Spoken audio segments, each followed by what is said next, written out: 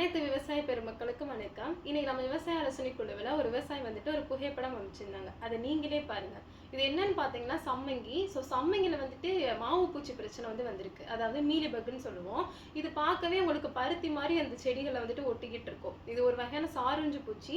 இது என்ன பண்ணணும்னா இலையில அடியில் உட்காந்துட்டு அந்த சாறு உரியும் போது உங்களுக்கு இலைகள் எல்லாமே மஞ்சள் கலர்ல மாறிடும்.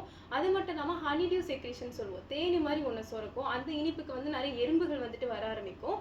அதனால இலைகள் எல்லாமே பார்த்தீங்கன்னா கருப்படைஞ்ச மாதிரி ஒரு பூஞ்சான மாதிரி உருவாக ஆரம்பிக்கும். இதனால அந்த இடத்துல வந்துட்டு உங்களுக்கு பூக்களுமே வந்துட்டு உதிர்வதற்கு வாய்ப்புகள் இருக்கு. ஸோ அது மட்டும் இல்லாம சம்மங்கின்னு எடுத்துக்கிட்டோம்னா நம்மளுக்கு பேனு, செம்பேனு, அந்த மொட்டுப்புழு, இலைப்பேன் போன்ற பூச்சிகள் வருவதற்கு வாய்ப்புகள் இருக்கு.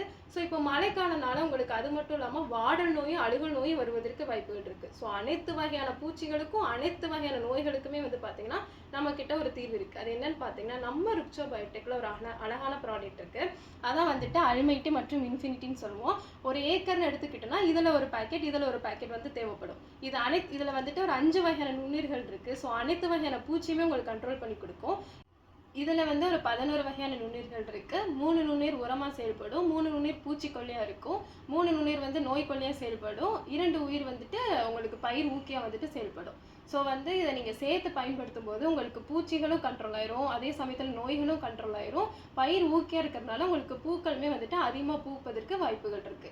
ஸோ எப்படி அப்ளிகேஷன் மெத்தட் பார்த்தீங்கன்னா ஃபர்ஸ்ட் இந்த 2 பாக்கெட் ஒரு ஏக்கர்னு எடுத்துக்கிட்டோம்னா ஒரு 10 டேங்க் ஸ்ப்ரே பண்ணுறேன்னு வச்சுக்கோங்க. இந்த 2 பாக்கெட்டை ஒரு 10 லிட்டர் தண்ணியில் 2 நாள்ங்கிறது கட்டாயம், 3 நாள் 4 நாள் ஊற வச்சிங்கன்னா ரிசல்ட் நல்லாயிருக்கும். ஊற வச்சுட்டு டேங்குக்கு 1 லிட்டர்னு ஊற்றி நிறுத்தி நிதானமாக மேலே கீழேன்னு ஒரு ஸ்ப்ரே கொடுத்துருங்க.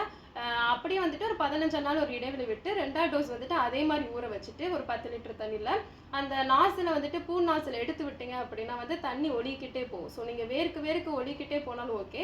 அப்படி இல்லாட்டி தேவையான அளவு எருதோ இல்லை மணலோ எடுத்து அதில் நல்லா பெசரி விட்டு நீங்கள் விசிறி விட்டாலுமே ஓகே தான். நம்மளோட நோக்கம் ஒரு ஸ்ப்ரே ஒரு வேர் சிகிச்சை கொடுத்துட்டிங்கன்னா இதிலிருந்து உங்களுக்கு ஒரு நிரந்தர தீர்வு கிடைச்சிடும். ஸோ அனைத்து விவசாய பெருமக்களும் இதை பயன்படுத்துமாறு தாழ்மையுடன் கேட்டுக்கொள்கிறேன். உங்களுக்கும் விவசாயத்தில் ஏதாவது சந்தேகம் இருக்குன்னா கீழே டிஸ்கிரிப்ஷன் லிங்க் கொடுத்துருக்கேன். அந்த குழுவில் இணைஞ்சு உங்கள் சந்தேகத்தை தீர்த்து கொள்ளுமாறும் தாழ்மையுடன் கேட்டுக்கொள்கிறேன். நன்றி.